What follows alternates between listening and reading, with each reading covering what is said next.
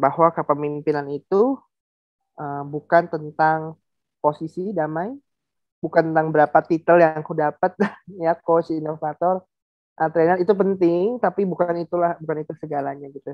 Tapi kepemimpinan itu belajar tentang pengaruh. Saya yakin banget bahwa teknologi itu tidak akan pernah menggantikan manusia, tapi manusia yang pegang teknologi, yang dia bisa menggunakan teknologi dengan bijak, itulah yang akan memimpin perubahan, mentransformasi perubahan. Nah, Kak, kalau di Repo kan sekarang dia media partner Google Educator ya, maksudnya dia partnernya di bidang pendidikan yang lumayan terdepan lah istilahnya. Oh, ya. Harapannya kan, Kak? Nah, Amin, amin, amin. kenapa Kak? Apa harus digital teknologi nih? Kenapa? Nah, sebenarnya awalnya itu kan apa ya? Kita sebenarnya kalau ditanya sih, Revo itu visinya itu sebenarnya bukan teknologi, malah kita membangun manusia untuk membangun masa depan. Jadi karena apa? Pastinya di masa depan itu kan kita ya udah nggak mungkin kita tidak ada teknologinya ya. Artinya teknologi itu pasti harus ada. Gitu. Tapi pertanyaannya itu adalah saya yakin banget bahwa teknologi itu tidak akan pernah menggantikan manusia. Tapi manusia yang pegang teknologi, yang dia bisa menggunakan teknologi dengan bijak, itulah yang akan memimpin perubahan, mentransformasi perubahan. Kita lihat banyak figur-figur seperti Elon Musk, ya Steve Jobs, dan banyak sekali talenta-talenta. Dan Indonesia itu kurang banget talenta digitalnya, Damai. Ya, orang-orang yang memiliki keahlian digital itu masih sangat kurang. Dan apa yang harus kita lakukan nih supaya bisa membangun manusia Indonesia? Ya udah, kita starting Revo bareng-bareng sama tim untuk bisa apa ya, membantu manusia untuk diperlengkapi keahliannya gitu ya, supaya mereka bisa punya keahlian digital skill lah ya, yang mumpuni, yang memang bisa apa tuh namanya, betul-betul bisa ready untuk bisa berdampak gitu ya. Dan percaya nggak percaya ya, beneran Indonesia itu masih kurang banyak, Damai. Nggak usah ngomong anak-anak muda gitu ya, orang-orang tua pun masih banyak yang literasi digitalnya kurang gitu ya. Jadi ini tujuannya, kenapa sih Revo bergerak di bidang teknologi, ya karena itu, supaya Indonesia ini bisa catch up dengan negara-negara lain yang talenta digitalnya juga udah banyak banget nih. Nah, kita mau mulai dari pendidikan, yaitu sekolah, dari itu guru. Percaya nggak, ketika guru itu diperlengkapi teknologinya, wah, bisa kebayang kan, guru ngajar satu kelas, guru ngajar setiap hari bisa ketemu berapa, 30 anak, dikali 5 hari 150. Bayangkan dia setiap hari bertemu dengan mungkin ratusan anak-anak. Nah, kalau dia punya keahlian itu, kebayang nggak anak-anak bisa terinspirasi dengan guru-guru itu, sehingga talenta digital Indonesia akan semakin banyak. Seperti itu, Damai. Mantap, Kak. Kak, kalau Revo tadi berarti ke sekolah-sekolah. Nah, ke sekolah-sekolahnya itu Kak kegiatannya gimana? Maksudnya Revonya datang ke sekolah langsung coach guru-gurunya atau seperti apa nih? Perkenalan dunia ini, teknologi. Oke, jadi sebenarnya kita dulu awalnya memang ke sekolah-sekolah, Damai. Awalnya ke sekolah-sekolah, ngelatih guru, ngelatih pemimpin sekolah gitu ya. Tapi sejak pandemi 2020 kita udah mau ubah semuanya ke online, dan ternyata justru malah sekarang lebih efektif banget dengan online. Kita bisa ketemu guru-guru dari Papua, Ambon, Kalimantan, Sumatera, yang saya dulu nggak akan kebayang ya bisa ketemu.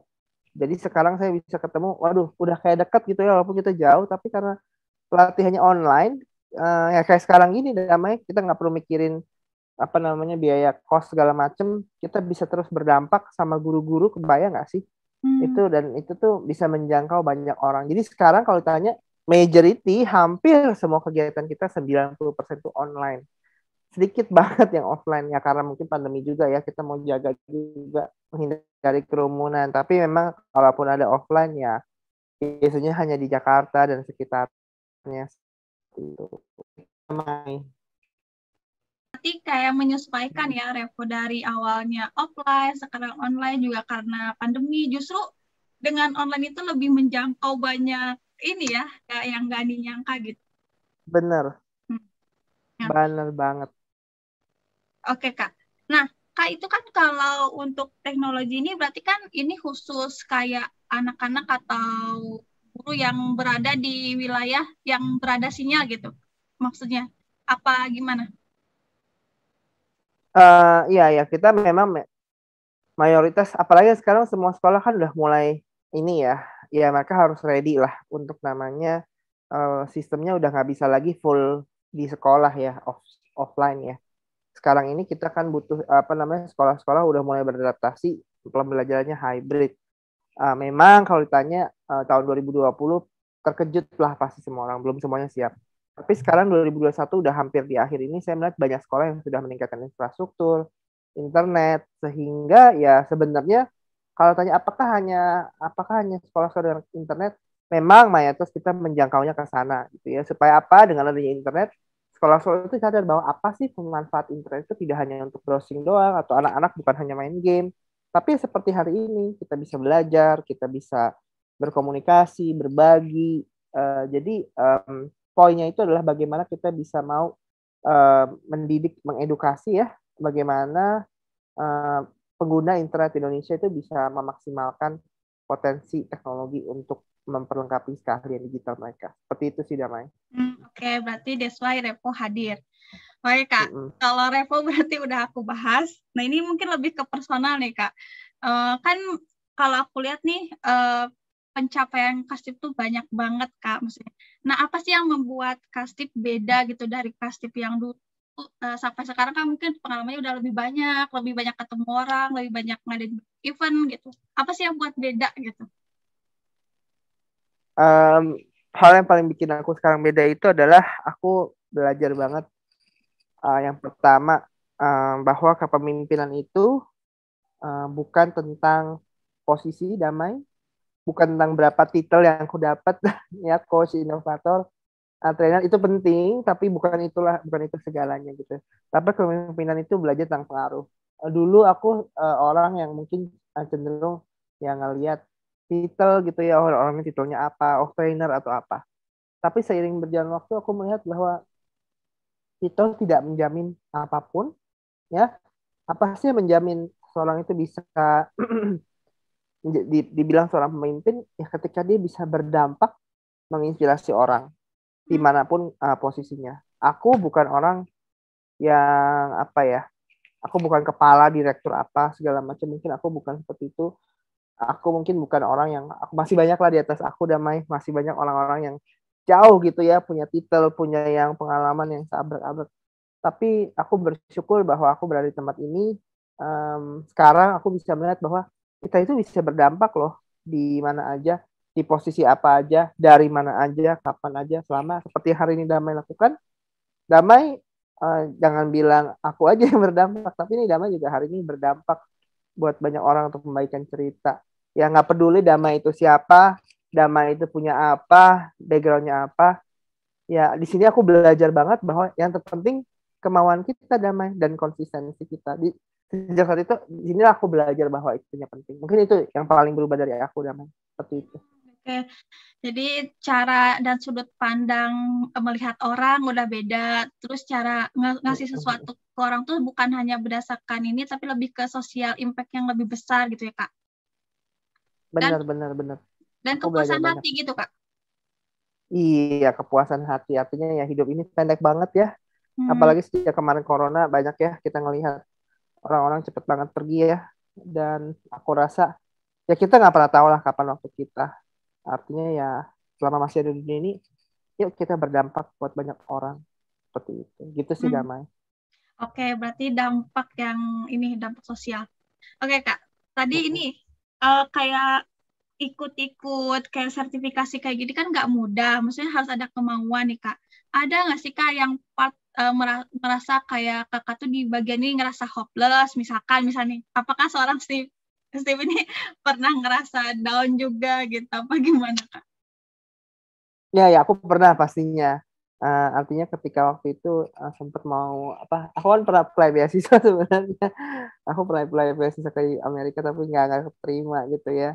Tapi jalan Tuhan memang beda-beda tiap orang gitu ya. Ya dulu sempat down kalau ditanya ya. Dulu sempat down. Aduh, aku apa namanya belum mencapai apa nih, belum kayak teman-teman yang lain. Aku lihat teman-teman aku tuh pada udah kuliah kemana-mana gitu ya, itu tuh semua buat aku down banget. Aduh, sedangkan aku tuh aktifnya kegiatan komunitas atau segala macem. Dan ya sempet lah ada rasa down di mana, aduh aku tuh belum accomplish apa-apa loh gitu loh, kayak yang masih jauh.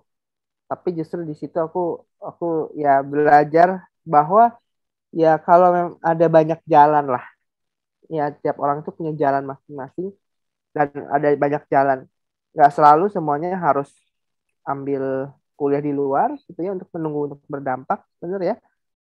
Kadang-kadang well we can start gitu ya, dengan ketidaksempurnaan kita, dengan kekurangan kita, kita bisa berdampak. Dan disitulah aku bangkit, karena ya aku mau yang mau ya aku mau gitu ya, nggak mau berhenti. Ya udah, bukan artinya aku harus nunggu orang dulu untuk sekolah di luar dulu gitu loh. Tapi kalau tanya masih mau, nggak berasa mau gitu ya. Cuma sekarang banyak kerjaan jadi belum. Tapi ya itu sih damai, momen aku dulu sempet down tapi sekarang udah bangkit lagi sebenarnya gitu. Oke. Jadi cara bangkit Kastip tuh jadi kenapa harus nunggu aku keluar gitu ya? Jadi kenapa nggak sekarang gitu? Oke. Iya, betul banget. Kak, Gitu. kalau ada yang ngerasa insecure, terus nggak pede juga, misalnya tuh kayak Kastip tadi nih, apa sih tipsnya buat teman-teman nih ngerasa seperti yang tadi Kastip bilang lah, di part itu tuh pernah terjadi nih. Tipsnya gimana? Tips dari aku sih, kalau ada orang-orang yang pernah ngerasain down gitu ya, ngerasain insecure gitu ya, percayalah, Anda itu adalah lebih dari cukup dengan apapun yang Anda sekarang ada gitu ya. Artinya jangan pernah bandingkan diri kita dengan orang lain ya. Ini yang nonton hari ini, jangan pernah bandingkan diri Anda dengan diri saya gitu, atau dengan damai gitu ya. Karena setiap orang pasti diciptakan untuk karya yang berbeda-beda, talenta yang unik gitu ya. Jadi nggak semua orang harus di bidang yang sama gitu ya. Dan nggak semua orang harus sukses yang seperti itu. Banyak orang sukses dengan caranya sendiri kok ya. Ada orang sukses yang aku tahu cuma di rumah yang ngerjain apa tulisan, buat musik, gambar, macem-macem. Dia mungkin nggak publish kemana-mana, tapi dia sukses gitu ya. Jadi kalau ada yang merasa insecure, tips dari saya, coba gali potensi diri Anda gitu ya. Apa yang bisa Anda kerjakan untuk berdampak buat lingkungan sekitar Anda. Galilah apa talenta Anda. Terus mulai aja dulu. Jangan nunggu sampai Anda itu harus punya titel, punya pekerjaan yang wah, dilihat orang. Enggak. Mulai aja dulu. Berani, pede bagiin. Ya, berani, pede bagiin terus. Dan yang ketiga ya konsisten. Ya jangan sampai berhenti. Kalau orang bilang apa, jalan aja terus gitu ya. Dulu juga pertama kali aku pas jalan ya, iya ada orang bilang, lu tuh gila banget ya dengan teknologi gitu-gitu. Dulu sempat, itu momen kedua aku down. Ngapain sih lu apa namanya ngerjain passion lu kayak gitu-gitu. Itu insecure tuh aku dulu. Cuma kayaknya sometimes memang apa ya, kalau menurut aku yang keempat adalah ya kita mungkin harus filter ya apa kata orang gitu ya. Ada memang yang penting buat kita bertumbuh, tapi ada juga yang kalau nggak perlu jangan masuk hati gitu ya. Semuanya kalau ini masuk telinga kanan, keluar telinga kanan aja, terus yang negatif-negatif kayak gitu. Jangan apa ya, membandingkan diri, jangan dengerin orang yang negatif gitu ya. Akhirnya buat kita ya jadi down, nggak secure selamanya. Jadi menurut saya pernah ada di posisi itu, tapi ya saya mungkin batu gitu ya. Jadi ya udah jalan aja terus, tabrak gitu ya. Orang mau ngomongin gila, salah, sesat, whatever deh. Ya jadi yang jalankan kita ya, yang ngejalanin kita ya. Jangan pernah hidup di bawah ekspektasi orang gitu ya. Ekspektasi siapapun itu jangan. Kita paling tahu yang terbaik gitu. Jadi lakukan itu. Jadi kalau tips dari saya itu damai, supaya apa nggak insecure ya, nggak galau-galau gitu.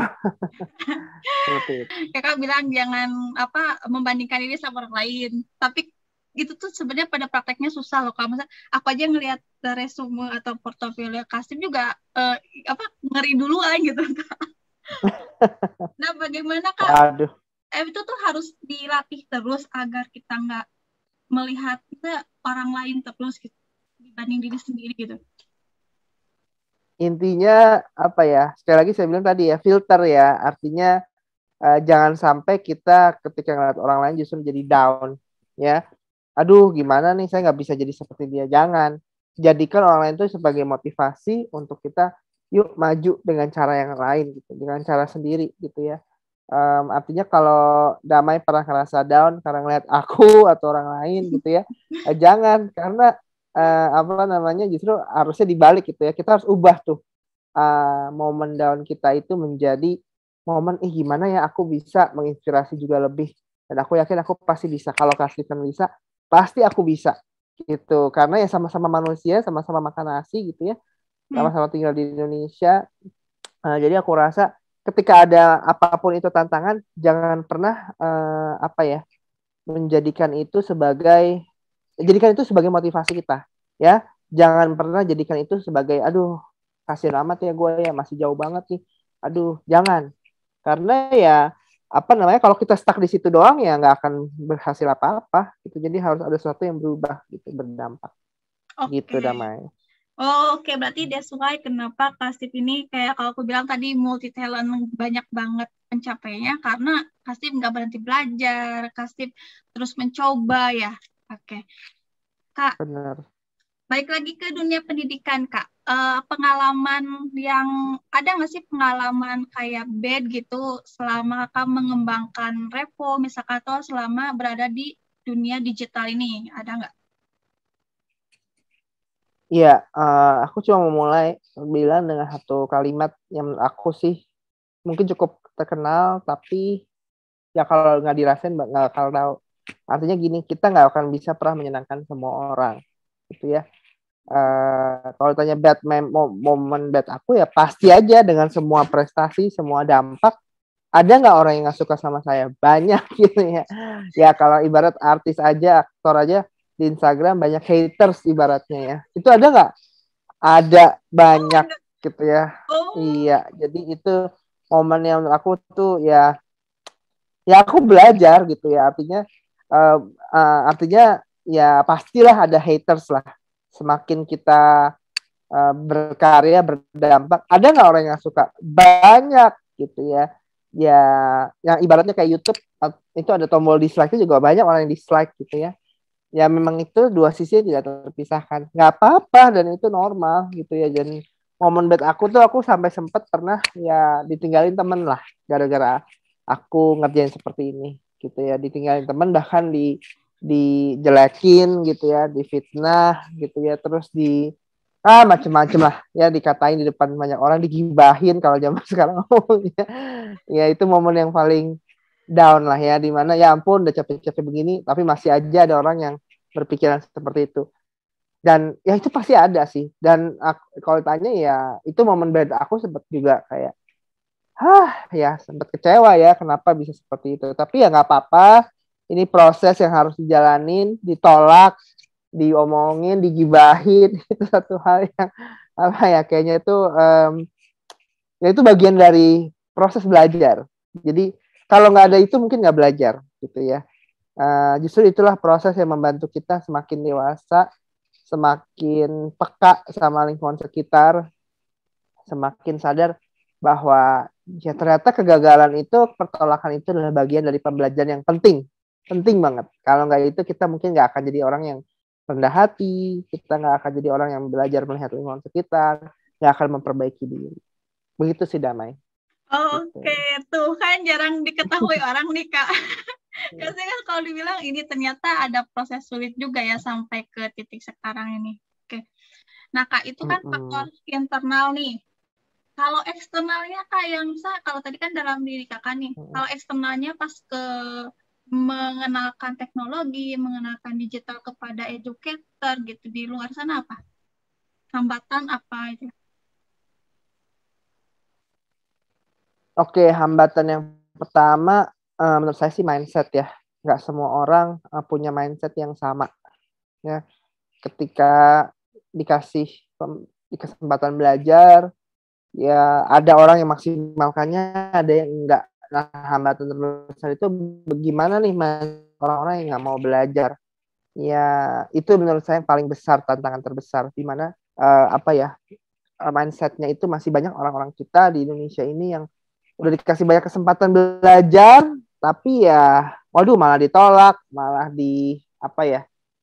malah mereka menyalahartikan gitu. Jadi nomor satu, gimana ngubah mindset itu menurut saya paling PR banget gitu ya, namanya manusia. Jadi gimana dia bisa memakai teknologi dengan maksimal. Udah diajarin kayak gini-gini, tetap aja masih nggak ngerti gitu ya. Tetap aja masih susah gitu ya beradaptasi gitu ya. Mindset menurut saya nomor satu. Nah yang kedua, kalau ditanya, yang kedua memang adalah kendala orang itu secara infrastruktur. Kita harus sadari nggak semua orang punya koneksi internet yang baik, nggak semua orang punya gadget yang baik, yang standar gitu ya. Jadi memang apalagi Indonesia yang sangat kesenjangannya jauh gitu ya. Jadi ini menjadi PR juga, apalagi di dunia kalangan pendidik. Ada pendidik yang memang ya udah baik internetnya, tapi ada juga yang dia infrastrukturnya juga parah. Jadi kasihan sih. Jadi banyak banget kendala-kendalanya di lapangan menerapkan teknologi gitu ya. Bukan karena mereka nggak mau, karena mereka ya infrastrukturnya masih kurang gitu ya. Dan yang ketiga, menurut saya yang paling penting adalah lingkungan gitu ya. Ya ada banyak teman-teman yang cerita udah diajarin, saya udah dibelajar, ya lingkungannya nggak mendukung, sekolahnya nggak mendukung, ya banyak bahkan yang mencibir, banyak yang menjatuhkan, banyak yang kayak ibarat tuh ya ketika dia mau berbagi banyak ya sama ya kayak saya, nasibnya dikatain orang, dijelekin, nggak didukung, akhirnya dia berjuang sendiri. Nah menurut saya sih memang penting banget adanya komunitas tuh di daerah-daerah masing-masing, supaya ya kita nggak sendiri gitu ya, nggak capek kerjanya. Kalau sendiri kan tahu sendiri ya, pasti berat. Damai. Mungkin begitu, Damai. Oke. Berarti kan tadi bilang fasilitas, terus SDM juga nggak semua mumpuni gitu, Kak. Support dari misalkan pemerintah juga mungkin kurang, atau dari dirinya sendiri kemauan belajarnya. Nah, ngomong-ngomong pemerintah nih, Kak. Kan katanya kerjasama dengan Kemendikbud ya? Bener nggak sih, Kak? Betul sekali. Betul. Nah, itu apa, Kak? Di bidang apa sama Kemendikbud? jadi saya kerja sama Kemdikbud untuk melatih, kan Kemdikbud itu meluncurkan akun pembelajaran, namanya akun Belajar ID, yang dia itu memiliki fasilitas Google Workspace for Education. Nah, disitulah saya melatih, mempersiapkan guru-guru untuk jangan cuma sekedar menggunakan akun belajar itu untuk email, tapi bisa untuk kolaborasi, untuk bikin kelas virtual, untuk bikin video call, karena semua itu dikasih gratis dari pemerintah. Tapi kalau tanya mana namanya barang gratis, nggak semua orang memanfaatkan, nggak, benar nggak ya? Nah, udah gratis, banyak orang malah nggak memanfaatkan. Jadi yang saya lakukan adalah saya bantu guru-guru itu untuk mengupgrade skill mereka supaya standarnya itu standar internasional. Yaitu saya persiapin mereka jadi trainer, educator, dan bahkan bisa berbagi dengan orang lain. Tujuannya apa? Supaya akun Belajar ID yang disiapin pemerintah itu bisa tidak hanya digunakan untuk guru, tapi untuk siswa juga gitu. Supaya mereka bisa maksimal lah menggunakan teknologinya. Seperti itu, Damai. Oke, berarti Kak Revo ini kan istilahnya aktif banget ya, nggak hanya tentang online tadi, terus sekarang kerjasama dengan Kemendikbud. Nah, harapan Kak, ini the last question. Harapan Revo dengan visi misinya apa Kak untuk ke depan? Harapan kami balik ke visi lagi ya. Kami pengen bangun Indonesia, kami melihat Indonesia yang orang-orangnya itu memiliki keahlian yang relevan ya buat tuntutan zaman sekarang.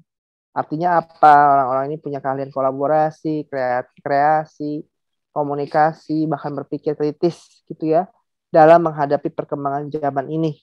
Nah, kami berharap banget ke depan Indonesia punya manusia-manusia Indonesia yang cerdas secara literasi digital dan juga memiliki keahlian-keahlian yang dibutuhkan di dunia kerja.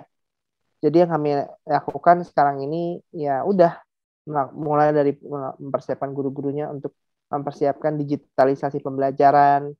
Ya, kami pengen banget setiap manusia Indonesia itu kelak di 2045 ketika kita udah 100 tahun merdeka ya, Damai, kita menjadi bangsa yang bisa mandiri, ya, bisa menjadi bangsa yang betul-betul lagi kreatif dan sumber daya manusianya betul-betul bisa betul-betul maju, tidak kalah dari negara-negara lain. Mungkin seperti itu, Damai. Oke. Selama ini juga kali ya Kak, akses pemerataan pendidikan dari Sabang sampai Merauke itu bisa sama ya. Amin. Itu juga ya, supaya ya kesenjangannya semakin dipersempit ya. Walaupun saya tahu ini PR banget ya, masih banyak yang harus dikerjakan.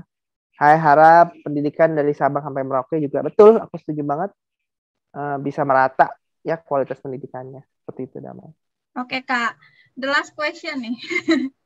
Kalau untuk ini nih Kak yang nanti nonton nih, kayak buku sama misalkan murid, nah Kak ada nggak sih kayak closing statement lah dari Kasih untuk guru, untuk adik-adik yang lagi sekolah, yang lagi kuliah, semuanya lah intinya. Oke, pesan saya mau kasih ketipan ya. Jika kita pengen pergi cepat, pergilah sendiri. Jadi kalau ada Bapak Ibu guru, siswa yang nonton, siapapun Anda, kalau Anda mau pergi cepat mencapai satu tujuan, Anda bisa pergi sendiri. Cepat sih. Tapi jika Anda mau pergi jauh, pergilah bersama-sama. Artinya apa? Bapak Ibu guru dan siswa yang hari ini mendengar, teman-teman, saya tahu banget pengen nggak cuma sekedar perginya cepat gitu ya. Tapi saya menyarankan teman-teman semua pergi jauh. Artinya apa? Ketika kita pergi jauh, kita bisa harus lompat sama-sama. Tapi untuk lompat itu kita nggak bisa sendiri, teman-teman semua. Indonesia butuh teman-teman, Bapak Ibu guru, siswa yang hari ini nonton untuk melompat jauh, bukan cepat gitu ya. Artinya apa? Ayo kita mau gotong royong, kita mau sama-sama membangun dan jangan pernah sendiri. Temukan orang-orang yang menginspirasi Anda, ya, menantang Anda, dan beradalah di sekitar orang tersebut. Dan percayalah, Anda akan berubah, ya, dengan ketika Anda bersama-sama orang-orang tersebut. Jadi siapapun yang nonton hari ini, jangan lupa terus temukan ya komunitas yang membangun Anda, supaya Anda bisa pergi jauh untuk membangun Indonesia lebih baik. Begitu, Damai. Siap, mantap Kak. Oke, Kasih. Paling gitu Kak, ngobrol-ngobrol hari ini. Iya, thank you Damai buat hari ini. Semoga bisa bermanfaat buat semua penontonnya Damai ini. Iya. Luar biasa. Sukses Damai. Iya Kak, terima kasih banyak ya udah sempetin waktu di tengah kesibukan. Lancar-lancar kegiatan sama Revonya. Amin, thank you Damai buat supportnya. Kamu juga sukses buat YouTube channelnya. Terus berkarya loh di tengah apapun itu. Thank you. Iya Kak, selamat berhari Senin ya besok. Iya, selamat hari Senin. Ya Kak. Sukses. Iya, sukses buat YouTube-nya. Iya Kakak juga. YouTube-nya juga isi Kak. Udah banyak kasih di YouTube. Iya. Waduh, aku masih belajar. Thank you. Kak, selamat malam ketemu Kak. Lagi. Aku pamit ya. Mari. Ya Kak.